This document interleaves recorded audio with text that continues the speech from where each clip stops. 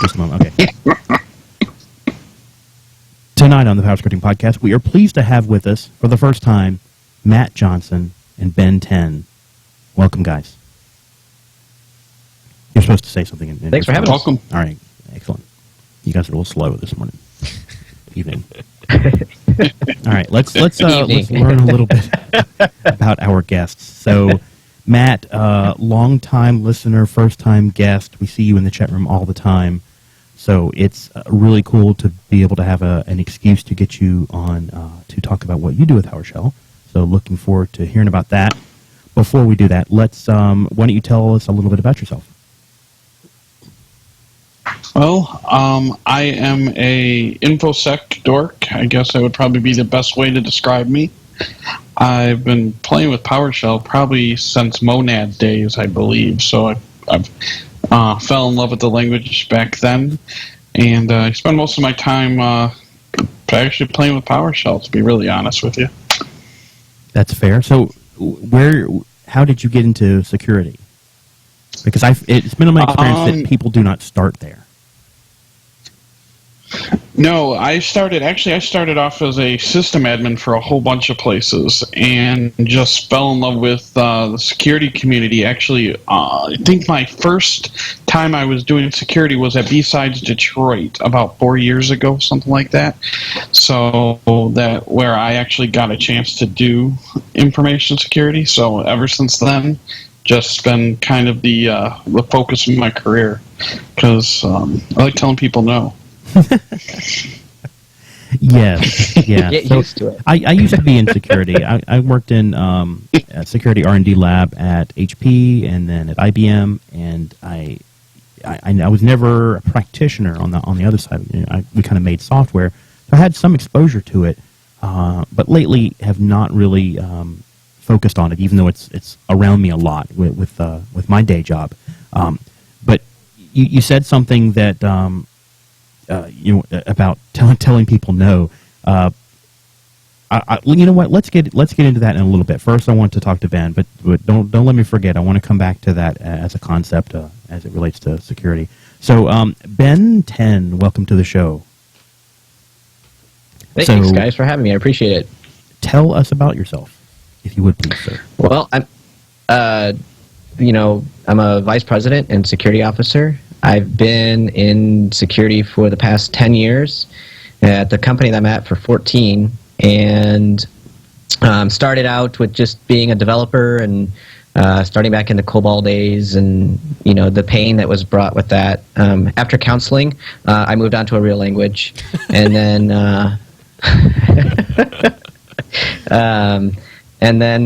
I just began writing programs and whatever the case may be. One of the first games I wrote was just a little 2D side-scroller, and you'd shoot the little bullet and the guy would disappear. But we decided to make it a little bit more fun, my team. And so every time you destroyed one of the guys, it would randomly delete one of your files. So, just for the fun of it. So the longer you played, the worse your computer got. The professor laughed until his system crashed. We still got an A, so it worked out well. That's funny. So that's incentives. That's what it's all about. See, everything when it comes down to it is a market where you have some disparity of information or something of value to exchange, and all you do is introduce a market into it. That's all. So, what does your company do? Maybe I missed that part that you've been at for 14 years. We deal with medical information. So, we deal with 34 different hospitals around the area. So, I get to deal with HIPAA and high tech and all of the wonderful things that go along with that. Wow. Okay. So, is this like software or service? Is it electronic medical records type of stuff, or what? Yeah, it's a service. Yeah, we do billing for them. Okay. So for all of the different facilities and everything like that. So not only do we have to, ensure that we're safeguarding all of the stuff that we have for our employees, but ensuring the integration between those facilities as well as their associates and so forth and so on. So we get to deal with more complexity than just having our own internal house. We have to also comply with not only federal regulations, but the individual policies at each facility. So, obviously, when you're trying to manage all of that, you want to try and, take as much of your manual process away. And so that's where, PowerShell and scripting and obviously my focus on security comes into play. Okay, awesome. So before we get into the PowerShell parts, I did want to hit a couple of concepts and ask you guys a couple of questions. So there is a balance, and we've delved in some of this type of stuff with regards to security with past shows, I think. But I think it's a pretty interesting topic. So security is a balancing act between the ultimate security, which is to say, when you're talking about computers, no network access, no external access, to open, open, wide, free, yay, we're free, freedom at last. So, and it's got to be some sort of a compromise. Why don't you guys kind of talk about, why you have to say no and where you are able to compromise, and is it different, Matt, is it different for you? And then we'll go to Ben and ask, as far as different industries and so forth. Well, I think I joke about saying no, but I think I think overall security needs to enable the business while still protecting the assets. I work for an energy company, so you get into things like public transmission lines and stuff like that. So we have to balance that. It's a huge balance, and while still maintaining uptime and customer experiences, end user experiences. So overall, we say no because it is best for the environment, but it's not exactly what I would want to say to people, I guess. So is it, how can you, at one side, say no, and at the other side, you realize, okay, well, we have to have this firewall open because that's the only way that this service can be accessed, and so on and so forth. So, obviously it's not a binary decision. So, what is that kind of decision process and the tool selection stuff like, Ben? I think that all comes down to business case, business need.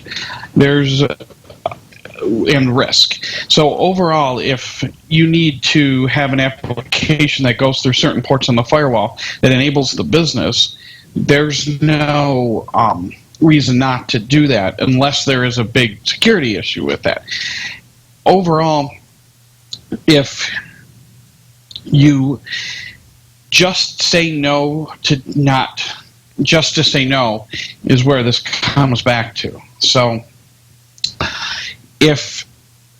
all right, how can I best explain this? If you can make sure that the bottom line is still not affected but maintain a secure posture, that's where that line is, and that's how I try to make decisions. I spend a lot of the day in Active Directory space, DNS, DHCP. A lot of the time, I need access to tons of groups. Well, I need a business reason for why that needs to go through before I go put it through.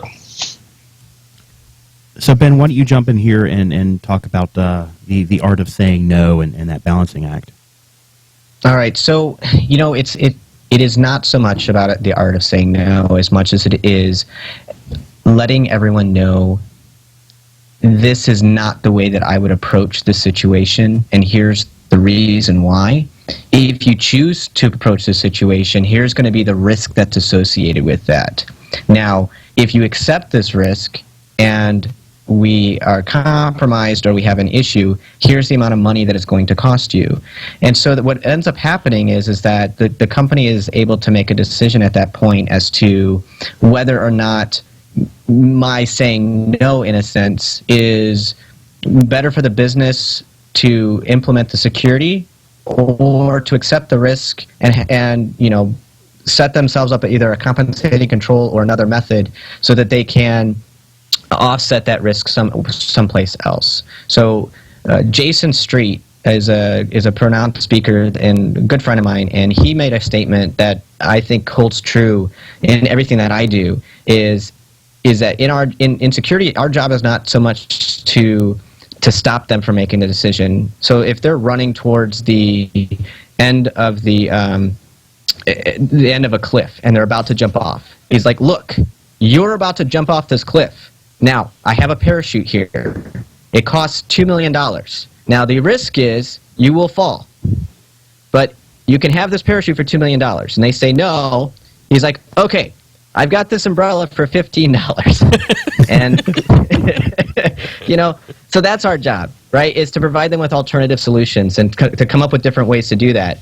When you're a larger organization, you may not necessarily have that as much flexibility with choosing a product based off of contracts or your system environment or whatever the case may be. But in the smaller to businesses with the no to low budgets, right? So they're oftentimes restricted by what they can do based off of their budget, not so much the desire. And so, as a segue, that's part of the reason that I've got into PowerShell was to meet that no to low budget idea. So that way we can say, yes, here's a cliff. It's not a parachute. It's something that I MacGyvered. So here, put this on real quick before you fall. So that's the whole idea. Cool. So before we get into the PowerShell, we're almost there. I wanted to ask about B-sides. So tell us what this show is, and I also want to ask about that CTF thing that you were mentioning earlier. So pick a guy. B-side. Yeah, I'll go ahead, Matt. So B-sides is a series of conferences that are set up in local cities that has an overall leadership of the B-sides, and basically it's an alternative to the bigger conventions and everything that's going on. And so what the whole idea was to create an event for your local community to come and learn from security professionals that are in your community, that are local. Oftentimes you go to things like DEF CON or DerbyCon or any other con, but they're all over the state. So besides, what the whole idea in the methodology is to find that resources in your local area and to learn from them and to grow, and to also have a resource that you can reach out to that's local if you have any issues that you want to discuss. So there's B-Side Chicago, and then there's B-Sides Detroit. And the Capture the Flag, that's the CTF, this was a CTF that we spanned between 3 different events: B-Side Chicago, B-Sides Detroit, and then there's another one called Circle City Con. And I'm not sure how it is in the PowerShell Microsoft world, but in the security world, there's a conference almost every week. So there's plenty of conferences and plenty of names to get messed up on, but we chose those 3. And what it is a series of challenges that range from everything from cryptology to steganography to reverse engineering to exploit definition. CTF stands for Capture the Flag. So if you think about it, it is like the old game where you have 2 different sides and you have to run over, grab the other flag, and get it back. Well, in this case, in the electronic world, in what we're trying to do is, let's say that I hide a flag in an image file, and what you have to do is you have to decode that and pull that flag out and enter the flag into a website. And then each flag has so many points, and then the team with the most points win. You can see, I'm going to put this in the chat here. That is such a cool idea. Yeah, So if you look here, you can kind of see this is the results of our last event. I think the most that were solved overall was 54, but we had 94 challenges available that spanned from the mid of April all the way until last weekend. So and also I wrote a part of the CTF was a text. I don't know if you guys remember Zork from back in the day. Yeah. Oh yeah, that was awesome. So I created this thing called Lork, and it's a text-based dungeon crawl, and it has CTF challenges that are built into it. And so if you go there, the idea behind this was that the agency that from the BSJTF for our Capture the Flag, the agency was overrun by a bad guy, and so the whole idea was the agents had to break back in to regain control. And so it was a whole storyline about, kind of like Tom Clancy. And so they had to go in and they had to regain control by solving these challenges and navigating the maze. And so the whole idea is just to, do the technical challenge, but also add that story element just to kind of keep it fun and entertaining. That is pretty cool. I like that. So let's talk about PowerShell a little bit. Matt, why don't you tell us, into some applied bits here, whether you want to jump into PoshSec or what have you, but tell us what you have to do with security and with PowerShell and so on and so forth. So several years ago, I was talking with Will Steele on Twitter, and we started going back and forth and talking and chatting up, and he was into PowerShell, and the information security space really intrigued him. And so we went back and forth, and we finally hopped on Google Talk one day and hammered out that we were going to work on a module for PowerShell and security, because we saw a huge space that was not being used. So we started working on this stuff, and then unfortunately one day he called and said that he had terminal cancer, and we kept on pushing through because he wanted to work on this. I'm like, hey buddy, this is not what I would do, but so we kept on pushing through and working on stuff, and he passed, unfortunately. And so we kept on plugging away. Well, I kept on plugging away right after he passed, and I got some people together, and we started working on this. So overall, my goal with PoshSec and my role in security is on the defensive side. The offensive side's fun and cool and sexy, but defensive side's a lot harder, and I wanted to provide something in that defensive space. So that's how PoshSec was born. So it was it's a labor of love, I guess you would say. That's awesome. So we've had some guests on in the past who've talked about security and how they're using PowerShell. Usually it's along the lines of like in-memory exploitation. What are you guys doing with PowerShell in the security realm? We're doing everything from auditing and account monitoring and system monitoring along the lines of the CSIS top 20 controls. So we took the top 20 controls and did the quick wins that we could script out. So like auditing and log management and things like that to kind of help one crowd. And then we're now moving into like forensic stuff. We're moving into more baselining. So if you want to make sure a system's one way, it is the next time you audit it, things like that. So there's I think 7 different areas that we cover, from account monitoring to logging to networking to system management and forensics. So how would you contrast what you guys are doing with? I mean, there's plenty of tools out there, from vendors large and small, which go after these types of things. Go ahead, Ben. Oh, you're asking me how we compare with other larger organizations? Well, I mean, why do this, I guess, is a better way to put that. There are commercial tools. There are even open source tools of different kinds. Where does this one come in? So the reason that I joined on with Matt and his team and what he was doing was because even though in the medical field you think that everyone has lots and lots of money and they're spending it all on these resources, and we've seen over the last year and a half here that healthcare has improved in securing the data that they have and seeing that the breach is going down. The fact of the matter is that that's for the large organizations.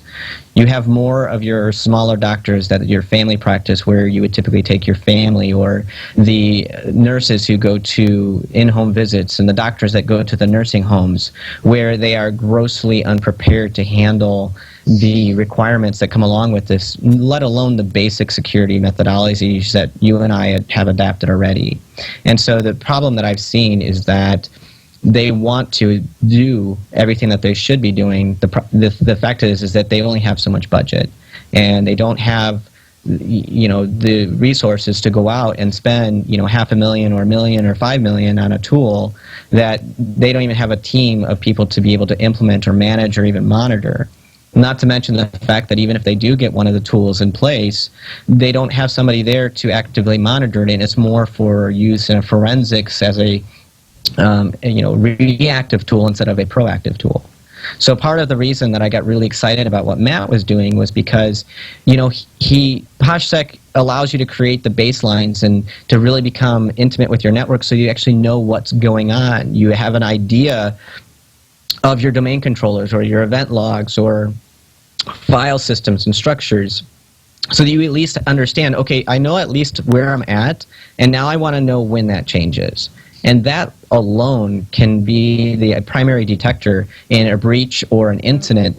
You look at some of the reports that came out early last year, and it was taking almost 2.5 years, an average of 9 months, for an organization to detect that they were breached. Wow. And I think that's unacceptable. That's I think that pretty organizations... actually. Yeah, I think more organizations should have a better handle on what's going on their networks. And so therefore, I wanted to create something that say, look, now you don't have an excuse. You don't have to spend a lot of money. You don't have to spend any money. In fact, just use our tool for free. And I liked what the methodology and the vision that Matt and Will both had. And so when I saw Matt speak last year, I said, hey, I have a project idea. Let's merge them together and team up. And Matt thought it was a great idea. Awesome. So let's go back to talking a little bit tactical about what PoshSec does as far as is it a PowerShell module? What do you do with it? And let's take one of these use cases like baselining and tell me walk me through how it actually works. You want to take that one, Matt? Yep. So it's a PowerShell module and made up of several submodules. So for baselining, for example, we have that built in. One of the things I'm working on now is actually a commandlet that will take your piped information and save it automatically for you as a CLI XML file. So the whole path from one end to the other would be, say you're auditing system services. So you'd get your information from your system services, you'd pipe it to out baseline.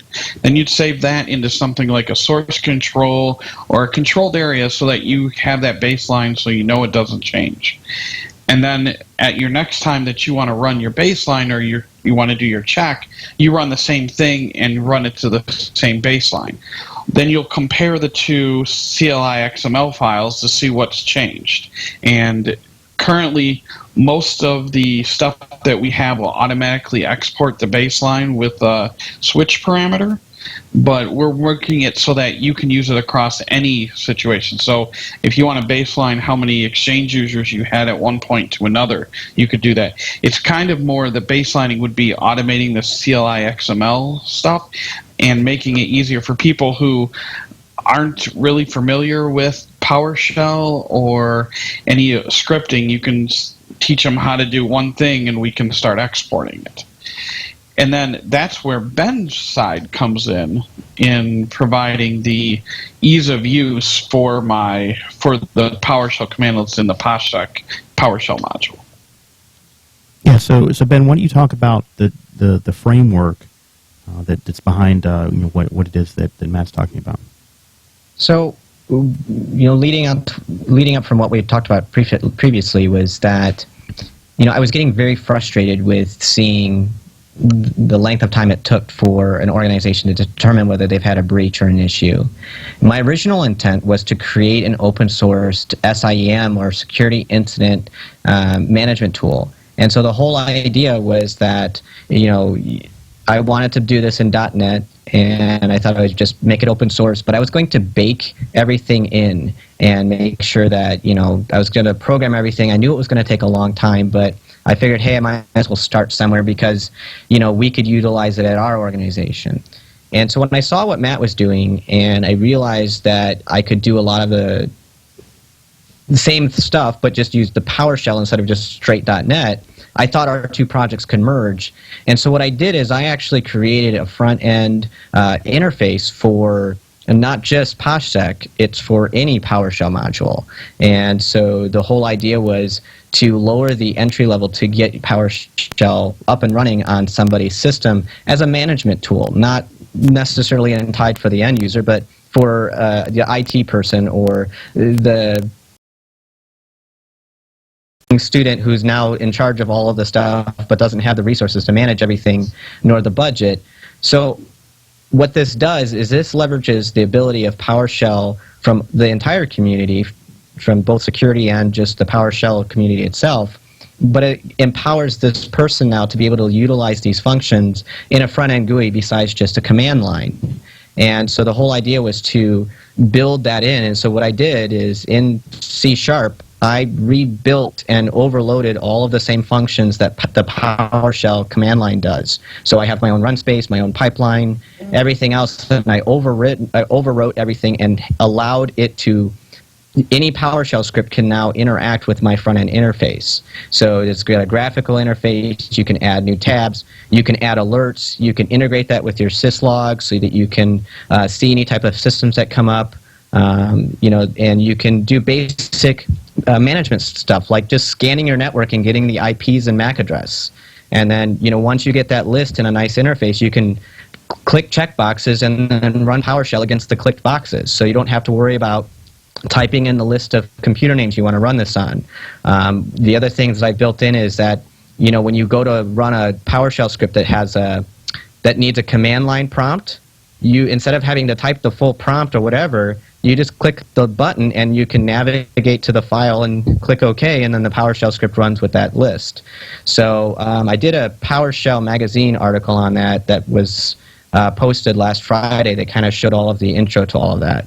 So it's, you know, it's an entire yes, it's a graphical user interface. So let me grab that PowerShell magazine link for you guys here. Hold on. Oh, you don't have to do that. We have people for that. That is totally cool. That is so neat. So is there an automated way to compare, like if I do a baseline and then, you know, a month later I rerun it, is there an automated way to do that comparison that you've built into this somewhere yet? Yeah, so a lot of people, one of the things that you see a lot is, how can I script my PowerShell? You know, how can I get this, you know, I want to set this up in the scheduler or the task scheduler. And the task scheduler is great, but the thing is not everyone has that, you know, flexibility, and then they've got the issue of, you know, the user and whatever the case may be. So I actually have in the PoshSec framework, it's a built-in scheduler. And so in the article I linked to you, I show you some videos to where not only can you schedule the scripts, but you can also schedule the script with the with any of the parameters that you might have had, and that stays in there. So if you have a bunch of systems that you want to run this on a monthly basis, you can go in, select your systems, select any of the other parameters, hit OK, and it'll run and keep those parameters stored. And you can do it just any other way. Now you can also schedule these things through the task scheduler, but this was my kind of a way of making it an all-in-one place, so that way you didn't have to bounce around between the two. And you know, the whole idea, remember, is that this tool wasn't meant for like your PowerShell, you know, gurus. This tool was meant to be, look, I have written some awesome PowerShell stuff, and I really need you to, you know, to utilize this. And I understand that you may not understand the syntax or whatever. Just double-click this file and follow the prompts. That's all I need you to do. And that was the whole idea, or to really allow you to manage your entire domain from a single spot without having to worry about, you know, setting up the PS remoting and whatever the case may be. Because we, you know, at the time that I was building this, Windows XP was still around, and it still is around. And at least I knew that the you know, WMI MRC was still around. And so not every system had PowerShell. So I still wanted to have the power of PowerShell without necessarily having to roll out PowerShell to my entire domain. Wow. So how scalable is this? I mean, what size environments has it been run against that you're aware of? So I know that it's been run against an environment of 5,000. I've got another guy who's running it in a VM of 15. Cool. So obviously, so I guess what you do is you end up using PowerShell to extend the functionality across the different use cases, like doing the baselining and so forth. Mm-hmm. Very So cool. one of the other things that I've done is I've even done it as a monitoring a file. So one of our web applications, we write any issues or whatever to a file. So I have the PowerShell thing set up to where it'll actually monitor the file, and then the moment that a file changes, it'll send an alert to the PowerShell, to the PoshSec Framework, and then because I have it integrated with syslog, it'll then shoot that over to our syslog system. So now, for just my web app, I have PowerShell monitoring my web app logs and sending me a syslog event when someone's trying to brute force my login screen. Wow. That is pretty epic. So do you end up using PoshSec as a part of the management of the events, or it sounds like you're using actually syslog to send to a tool that you're then using to manage the events, or am I misinterpreting? So the PoshSec Framework has its own events that you can add in there, and then anyone can add it. Hold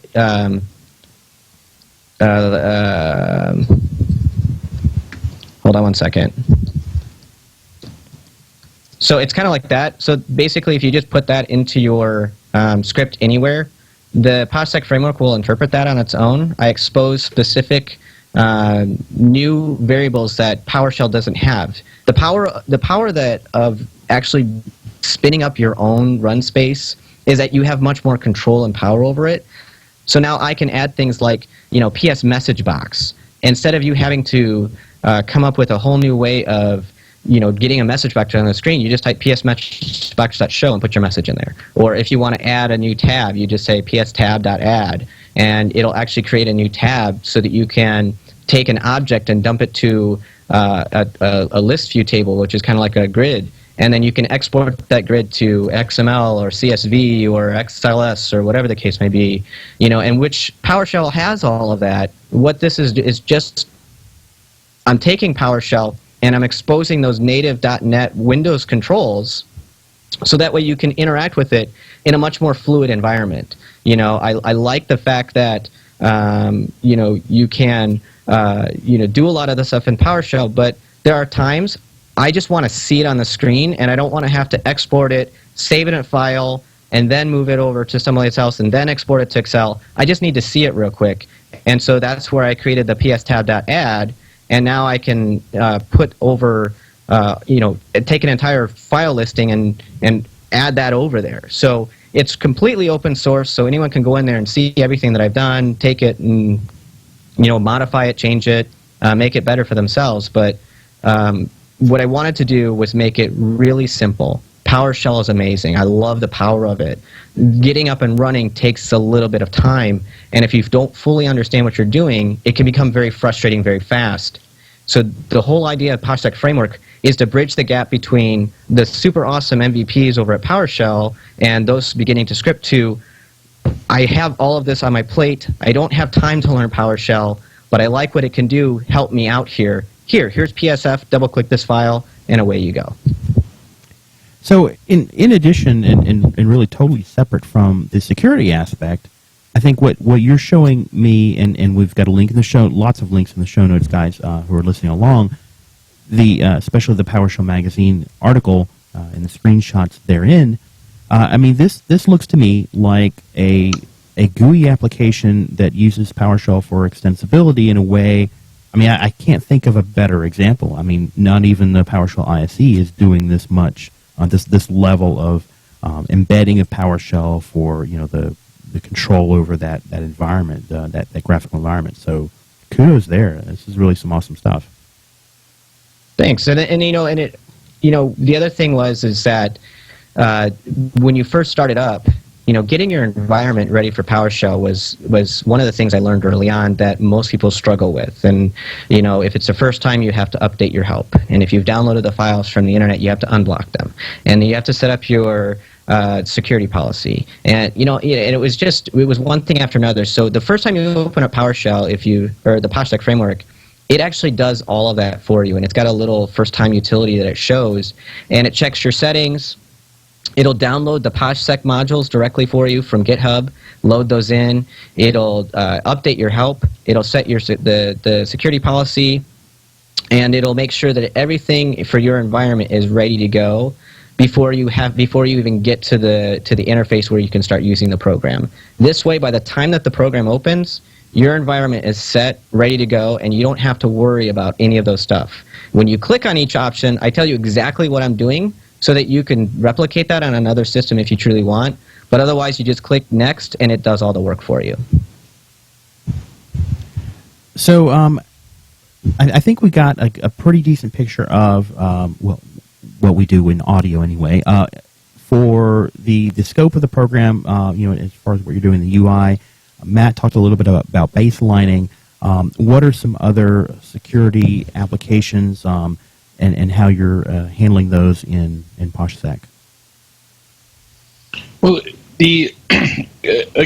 we're our main focus originally and going forward are the top 20 controls, and these controls are some items that you can do quick wins or things that can make your information security program better. Okay, let me interrupt for just half a second. You dropped a link in the chat room a little while ago on SANS.org, Critical Security Controls. This is the list you're talking about, right?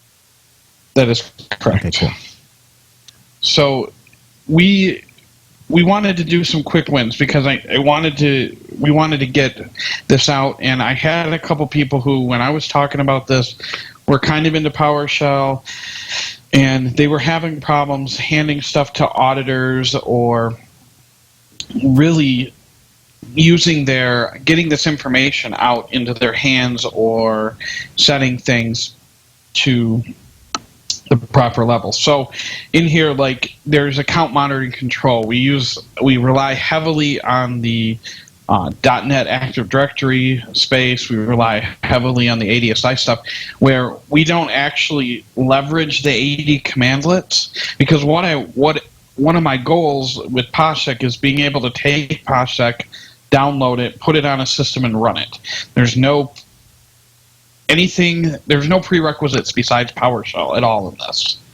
So we do some amount monitoring controls. One of their things is knowing how many users are on the systems, what changed between the systems. So we have some things that handle that. Forensics. We just started adding forensic stuff into here, and there's memory images and process owners, registry hive, getting SID information. So there's a lot of different use cases that we have for PoshSec, and the sky's the limit. So there's some stuff that Veil is doing with grabbing some user information, domain information that we may look at expanding PoshSec into, or even some of the stuff is used on the offensive side as well. So PoshSec doesn't really have a endpoint, I guess, what we would cover in security. So any other of the quick wins that we want to talk about what you've done specifically before we move on to another topic? Yeah, device inventory, getting what's hardware and what drivers are installed on there. That's another quick win that we've got in there. And software management, so drivers, files, software integrity, comparing some of that stuff. I know Jonathan mentioned that earlier. We do have some comparison stuff in here, and in the next release, which will come out on end of September, early October, I'm hoping to have a compare commandlet or function that'll take the baseline and actually compare it and give you the results and allow you to export that to HTML, CSV, whatever your format is, and then also leverage Ben stuff if you have a certain switch on there. So that's one of the quick wins we have coming up, but overall, that's some of the best quick wins we have out there. So could that tie into Ben's scheduling framework, so you could essentially produce a report on a regular basis that showed deviations from the baseline configuration? Absolutely. One of the things Ben's framework does as well is actually gives you PoshSec right out of the gate. So you can actually download the PoshSec module so that it automatically, you can start day one doing that whole use case. So make a baseline, save it, and then schedule a task to run that other baseline. And depending on where you store that file, like in a source control or whatever, you could actually pull that information in, compare it, and send off the report. So that is one of the use cases that we see with this. Very cool. Yep, definitely. So while you guys have been talking, I've been clicking around to some of the different links that have been shared in the show notes, and Ben put up a link to a PoshSec Framework Alerts tab YouTube video, so that we'll be sure to link to that as well. So very good stuff. So let me get a little abstract. What do you think is like? How do you deal with the amount of data required to solve security problems? In the sense that, even some of the simple things, like device inventory that you mentioned, versions of things, it's a lot of information. How do you handle and find meaning in that information? Who are you asking? Anybody. Go ahead, Ben. So, how do we? One of the things is that I've talked with a lot of people who work at large organizations, smaller organizations, and the fact of the matter is, there's no one person who has their finger on all pieces at all points in the time. They really rely on either their team or a blinky box, so to speak. And so the unfortunate reality is that it's definitely a great goal to get towards. I'm not sure that we'll ever be at a point to where we have, our organizations where the majority of them have a full idea of everything that's going on their network at any given point in time. They know all of the inventory. They made sure that everything's patched and ready to go. And so one of the things that that I like about PoshSec is that I can set these scripts up and have them run on my patch Tuesday and reboot Wednesday, and see all of the changes that were made, and be able to push all of that out to my entire domain without having to worry too much about it. And I'm sure that there are some great solutions out there. But I don't know if there is an answer. I've talked with somebody who works at a very large, very well-known company, and even they don't have a baseline of what's going on. Part of it is just because of policy and procedure, and that change is slow. But I don't think it matters what your budget is. I just think it's an ideal. It's something that we haven't been really talking too much about until the last 5 years or so. And so the trend is slowly changing to where people are putting security as a primary focus, whether that's in your development operations or whether that's just in the general security. But it's a slow change, and it's kind of like turning a giant cruise ship. You're turning, but it's just going to take a little bit of time to get there. So what would you say is the general state of IT security and the trend? Is this something, because everyone probably remembers how Microsoft had VBScript, and it was just this huge vector for viruses, and then you had, I don't recall what they called the initiative, Secure Code Initiative or whatever it was, where Microsoft had to introduce a bit of a sea change, and that's quite a while ago now. But the world does sometimes seem like a dangerous place, and now political events have kind of shown the tin foil hat wearers as being the smart ones, and so forth. So, is security better? Is security worse? Yeah, and we have news articles now of Chinese hackers using PowerShell in their exploits. Awesome. Mm-hmm. Yeah. We're here. So, Ben, go ahead, and then Matt can riff on it.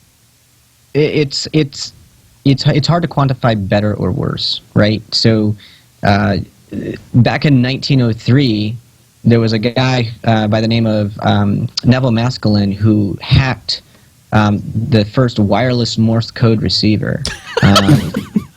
So, wow. I mean, it was funny because the presenter was, talking about how secure wireless Morse code was and how no one could do it. So during his presentation, Neville hacked it and started doing Morse code of rats over and over and over again during his live presentation. So, it's hard to quantify better or worse. What we do have is more information readily available at a much faster pace. And we have entire databases talking about breaches. It wasn't until regulation happened to where, especially in the healthcare industry, that they had to start reporting those breaches, did it become to seem to be more apparent. So, not being a security vendor and doing assessments on large organizations, based on the information that I've seen, though, what I have seen is that it's not so much about better or worse, is that we are now more knowledgeable about the risks and about the techniques that are out there, and people are, I think, on the right track to making better changes. The unfortunate reality is that, at the rate that technology grows, unfortunately, security is never at the forefront, or it's not never, it's rarely at the forefront of a development life cycle. And so the unfortunate reality is that they're still pushing out products and thinking of security as an afterthought. So that trend needs to change, and it's just the unfortunate reality that we're finding about it more often than we used to. Matt, you want to add on to that? Well, I don't ever think that there's going to be a spot where we'll feel comfortable with security. If you're feeling comfortable with your security, you're probably kidding yourself, to be honest. The perfect security or a secure system or a secure network or secure anything is really like a panacea. There's not. I don't think that we will ever get there. It'd be wonderful to get there, but working in a fairly large cybersecurity team, there is always something. It's never going to stop. It's going to keep on coming at you.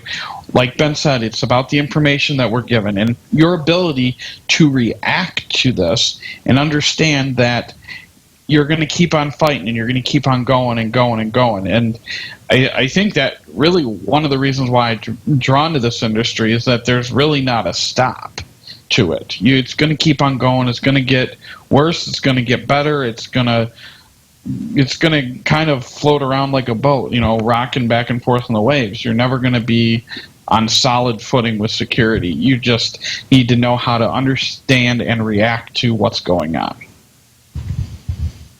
Awesome. So I think we've got a lot of information from you guys, and I want to be sure to direct people where they can learn about all your projects. Matt, why don't you tell us what's on the GitHub page and where to learn more about PoshSec? You can go to github.com/PoshSec, and there's several repositories up there. The main PowerShell repository is just the PoshSec one up there. And there is a wiki that we're working on filling out currently, so you can find out what's inside of the modules and how we want to follow coding guidelines and coding standards and style with the project. And we are working currently on getting the PoshSec.com website updated so that we have fresher look, videos that Ben provided, videos that I'm going to make with the PowerShell script. So that's two of the places that you can get information. And then there is @PoshSec on Twitter. You can follow, and we post out when one of our team members is speaking at a conference or when releases are coming up. You can grab all the information over there. Very cool, thanks. So Ben, where can people learn about what you're up to? So, it's Ben 10, but in hexadecimal, 10 is represented by an A.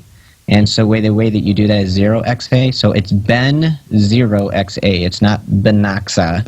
It's just the hexadecimal representation of 10. So it's Ben 0xa.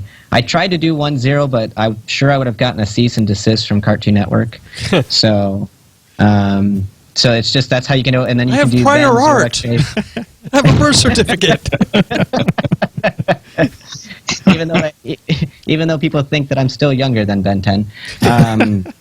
I wasn't going to say that. You can do ben0xa.com as well for any type of blog posts or information that goes on there. Okay, so speaking of Ben 10, and so we have one more question. This is a question that we ask of everybody who comes on the podcast. Matt, so, you'll be well aware of this. Yes, Matt's perhaps heard this before. We'll go first with Ben though. So Ben, if you could be a superhero or have a superpower, who would it be and why? And I'm just I'm prepared to be surprised here. So it's actually Kirby.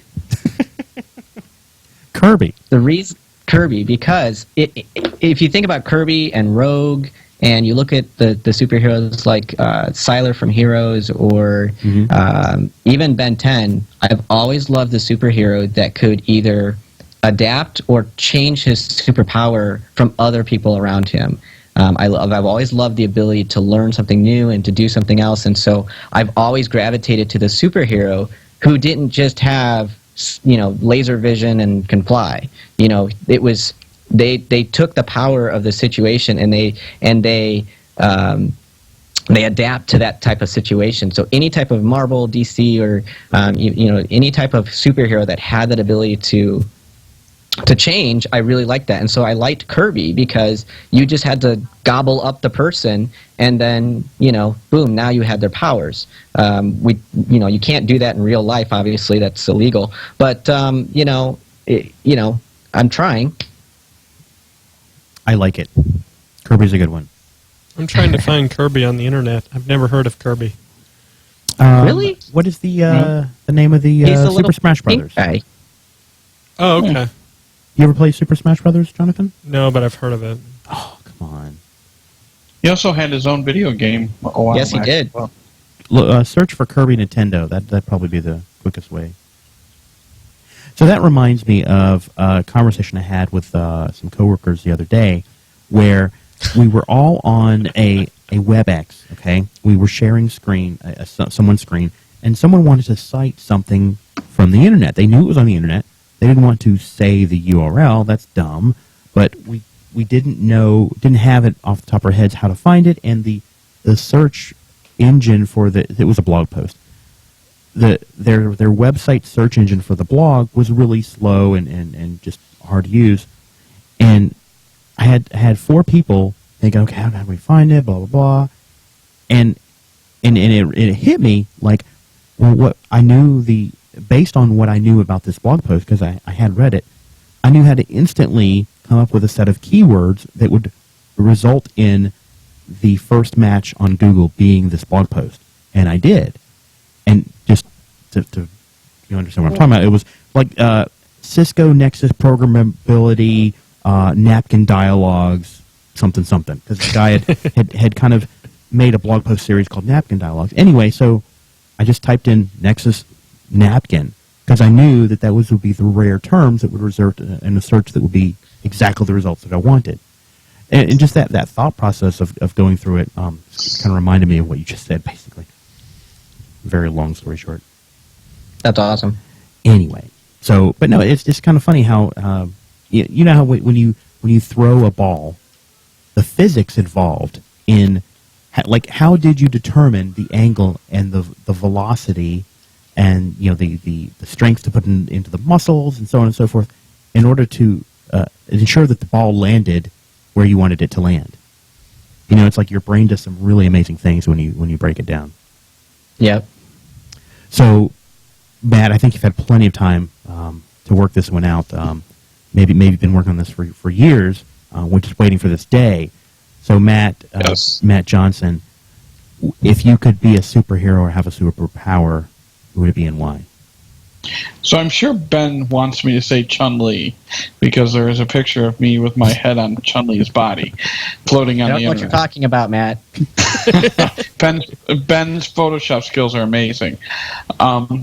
But I would have to say Iron Man, actually, because not only does he get to play with all the cool toys, he also can engineer and build them. So I kind of like that. My son would probably kill me for me not saying Batman, but we're going to go with Iron Man.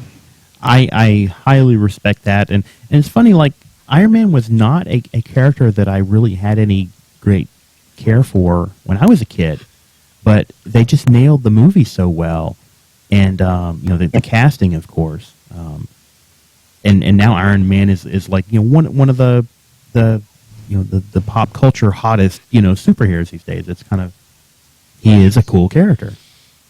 Yes, he is. I would love to have all the money and stuff that he has. Yes. The brain, the everything. Did you pull up the Chun-Li picture? Yes, I did pull up the Chun-Li picture, and I'll be Feel retweeting free it to share that in the show notes. momentarily. I'm not. That is phenomenal. Matt, I've already gotten 12 retweets. Oh, hey. Thank you. Hold up for 13. There it is. I'm not ashamed. I look pretty good there. Yeah, you do. The funny thing about that picture is the first time I revealed it, Matt's wife was sitting in the audience.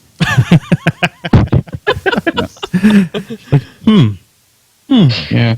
Did not know that Yeah. about you, and I've lived with you. Yeah. No.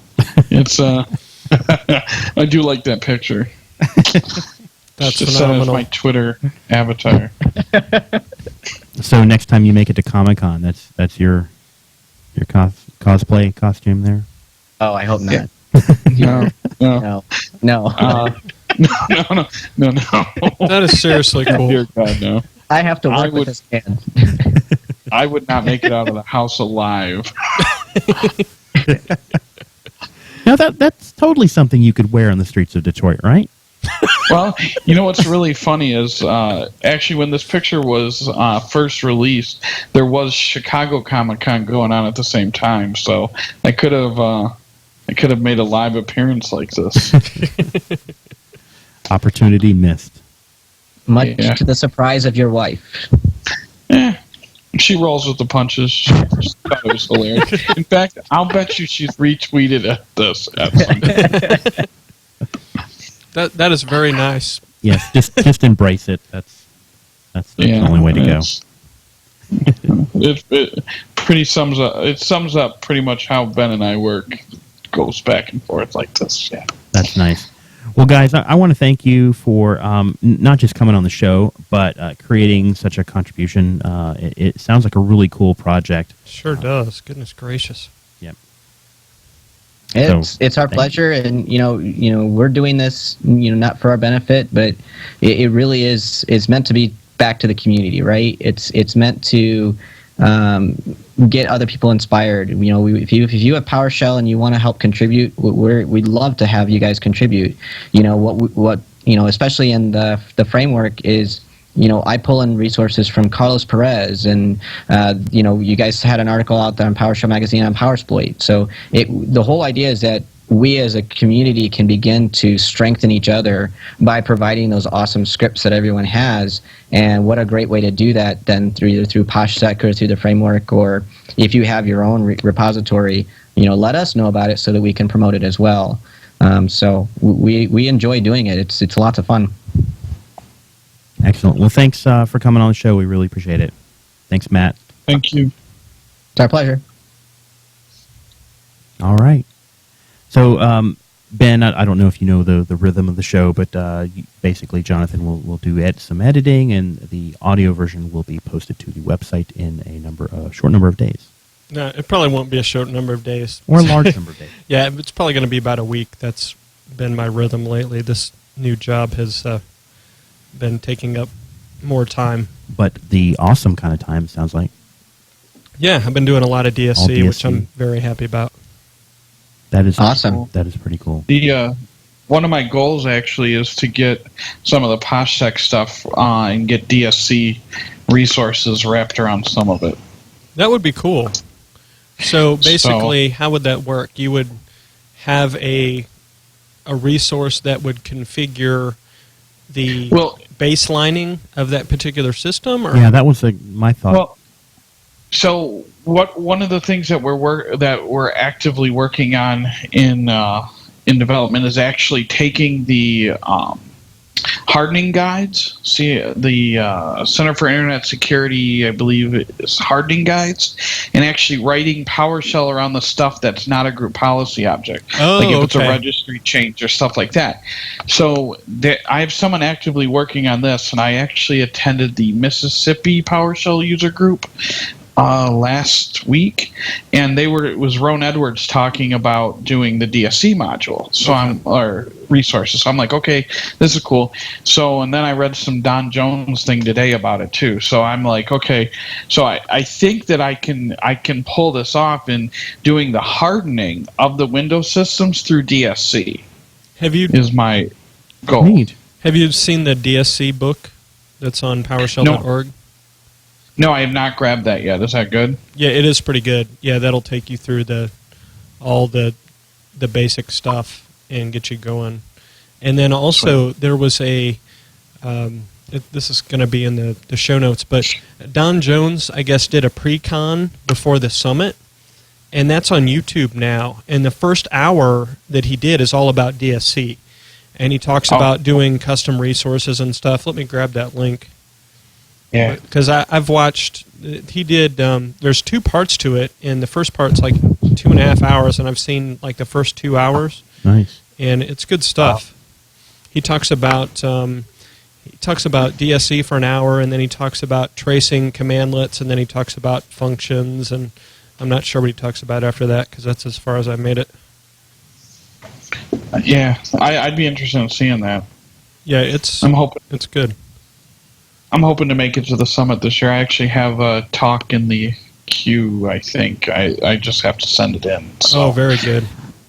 Yeah, I'm actually thinking about doing one on doing updatable help, a deep dive, and actually creating that, because there's like everything is scattered across the internet. There's no actual real big set of information on how to do it. And PoshSec will have updatable framework updatable help this fall in it. So I think I can use all what I've learned to get it to that point. Very cool. And do a talk. So yeah, I think that'd make a lot of sense to have at the summit. Yeah. So I just have to finish writing the call for papers and walk in the boss's office and tell him he's sending me to North Carolina. So. Well, it helps when you've been selected to speak. When I joined the company that I'm at, one of the things that I negotiated was that if I speak at a conference, they pay my way. That's a great way to do it, and especially stating that up front, setting that expectation. Well, what's funny is I got my job because he saw me speak several times at B-Sides Detroit and GERCon, HackerCon in Grand Rapids, Michigan, several times. And he was trying to get me to come, and then I was angry at my current employer and Twitter DM'd him and said, "When do you want me to start?" And nice. Pretty how wow. Yeah. So. And that's a topic that is kind of near and dear to me, and I kind of think about sometimes as far as if you're the type of person that shares your experience and gets out there and is active in the community, then that leads to good things. It makes you more employable. It kind of more rounded in the technical sense, and a lot of good stuff comes from those types of activities. It does. But thank you guys for having us on. I really appreciate it. Yep, it was fun. Yeah, thank you. It was a lot of fun. Thanks so much. See, Ben, really I told you didn't have to do any prep work. No, not at all. I just consistently made fun of Matt, and it worked out really well. Yeah, it's like every day, right? That's seriously. Nice. Very much every day. So, love you, Matt. All right. Yeah. Talk to you guys later. Toggles and ponies. Yes. Well, we forgot unicorns. You did. We did forget unicorns. Tell us about the unicorns real quick. I have no idea. Someone wanted unicorns, so. Yeah. And rainbows? What was the other thing? Unicorns, rainbows, and lollipops? Lollipops. You know, we could just Photoshop something real quick with Matt's face on a unicorn going over a rainbow like in a lollipop. We could do this. This can be done. I have no issues with this. So we could do that. We could put that at the footnotes. Yeah, that would be awesome.